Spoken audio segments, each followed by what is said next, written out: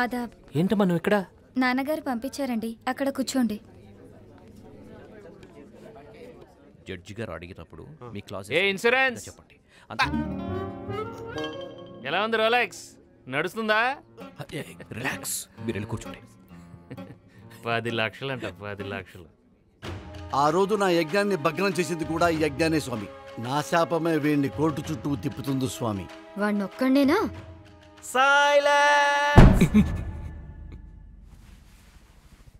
గురుగారు లేకండి. ఓ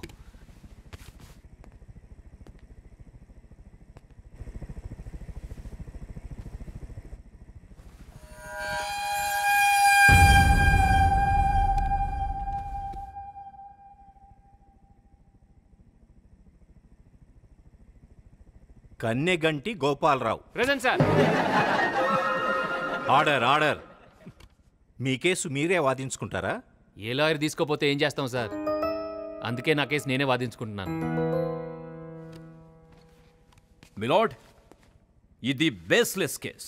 just for publicity. There is no cause of action that can be proved in court.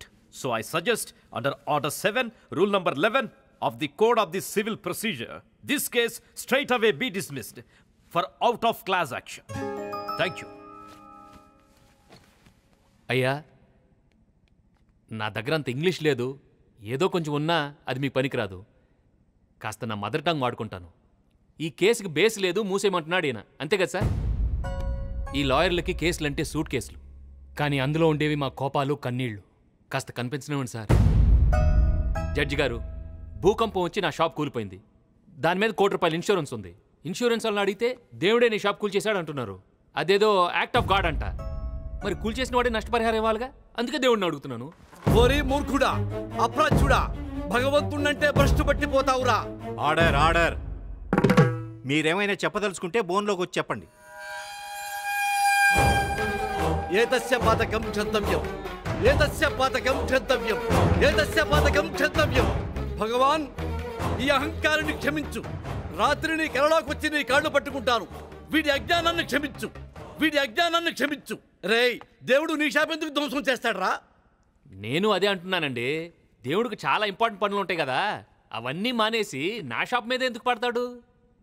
ఈ company వాళ్ళతో మాట్లాడి నా డబ్బులు ఇప్పించేయండి సార్. Objection your honour. వాళ్ళైనా కానీ మీకెందుకు ఇవ్వాలండి డబ్బులు? కంపెనీ టర్మ్స్ అండ్ కండిషన్స్ ఒప్పుకున్నట్టు మీరు సంతకం చేశారు కదా. Exhibit number 1. అయితే నా డబ్బులు దేవుడిని అడగాలి. పిలవండి. రాముడినో, కృష్ణుడినో, శివుడినో ఓం భూమ్ బడం భం బడం బడం భూమ్ అనేదో మంత్రాలు చదివి పిలుస్తారు కదా, రమ్మనండి. రేయ్, మోక్షానికి ప్రాప్తం ఉంటేనే దేవుడు దర్శనమిస్తాడ్రా. నీలాంటి భ్రష్టుడి కోసం దేవుడు దిగిరాడు. అసలు ఉంటే కదా రావటానికి. అయినా మీ దుకాణాల్లో రోజు కొన్ని 100 కోట్ల టర్నోవర్ జరుగుతుందిగా. నేను అడిగింది 1 కోటి ఇచ్చేయండి. కావాలంటే కొంచెం క్యాష్ డిస్కౌంట్ కూడా ఇస్తాను. I object your honour. భగవంతుడి సేవను కూడా ఈయన బిజినెస్ అంటున్నాడు. సేవ? ఇందులో సేవ ఎక్కడుంది సార్? బయట చెప్పులు వదిలే దగ్గర నుంచి లోపల చంపలేసుకునే దాకా అంతా బిజినెసే కదా సార్. టెంకాయ ఫార్ సేల్, పూలు ఫార్ సేల్, పళ్ళు ఫార్ సేల్, అర్చనకింత, అభిషేకానికింత, అష్టోత్తరానికింత. ఇదంతా ఏంటి బిజినెస్ కదా సార్? ఫ్రీగా చూసేది ధర్మదర్శనం అయితే, పైగా రిసెషన్ వచ్చి అందరూ బిజినెస్ లో లాస్ అయితే వీళ్ళ బిజినెస్ మాత్రం డబుల్ అవుతుంది సార్. కుయ్యో ముర్రు అంటూ కష్టాలు తీర్చమని కానుకలతో పరిగెడతారు సార్ వీళ్ళ దగ్గరికి. ఎప్పుడూ లాభాల్లో ఉండే వ్యాపారం సార్. దీనికి మళ్ళీ ట్యాక్స్ బెనిఫిట్స్ కూడా ఏం స్వామి ఉంటాయిగా. రిలాక్స్.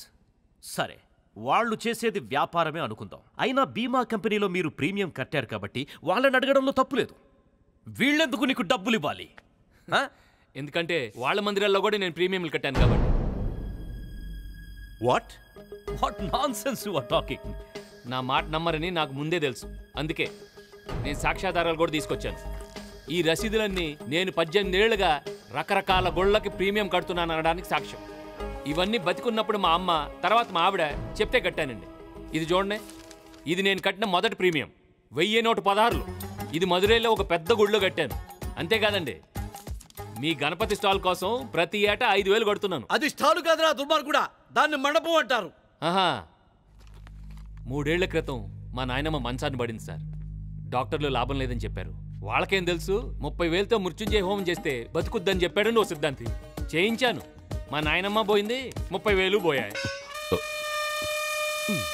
చూడండి, దర్గాలకు ఇచ్చిన చద్దర్లు, చర్చిలకి ఇచ్చిన కొవ్వొత్తులు, బాబాలకి ఇచ్చిన అగరత్తులు, అమ్మవారికి ఇచ్చిన వస్త్రాలు అన్ని కలిపి మొత్తం 10 లక్షల పైన ఈ దుకాణాల్లో కట్టుంటాను సార్. ఒరే బుర్ర తక్కువ విధవా, ఏమిట్రా దుకాణం దుకాణం అంటున్నావు? అది దేవాలయం రా, దాన్ని గుడి అంటారా? ఆ గుళ్ళో భక్తులు నమ్మకంతో కుటుంబ క్షేమం కోసం ఇచ్చే కానుకలు రావి. మరేది నేను క్షేమంగా లేనే? అప్పుడు నువ్వు వెళ్ళి డైరెక్ట్ గా దేవుణ్ణి అడుగు, ఈ స్వామీజీలు ఏం చేశారు? ఓహో, మీరు మాట చెప్పండి, మీ సెల్ ఫోన్లో ఏ కంపెనీ సిమ్ వేశారండి? రిలయన్స్. సర్వీస్లో ప్రాబ్లం వస్తే మీరు కస్టమర్ కేర్కి కంప్లైంట్ చేస్తారు కానీ స్ట్రైట్గా అంబానీకి ఫోన్ చేసి అంబానీ గారు నా ఫోన్ పనిచేయట్లేదని చెప్పరు కదండి. Order order. అంటే వీళ్ళంతా భగవంతుడి ఆఫీసర్స్ అంటారా? చచ్చా, వీళ్ళ ఆఫీసర్లు ఏంటండి? అబ్బే వీళ్ళు అటు చూడండి చూడండి చూడండి చూడండి చూడండి, సేల్స్ మెన్, దేవుడి కలెక్షన్ ఏజెంట్లు. న్యాయాధిపతి గారు, ఇతను నాస్తికుడు. పాపం ఇతనేం మాట్లాడుతున్నాడో ఇతనికే తెలియడం లేదు. అయినా మేము సాధువులం కాబట్టి క్షమిస్తాం. కానీ ఈ పాపం ఒడిగట్టినందుకు ఆ దైవం క్షమించదు. నువ్వు భగవంతుడి మీద అసత్య ప్రచారాలు చేస్తే ఇంట్లో నుంచి ఒక్కడికి కూడా బయట పెట్టలేవు.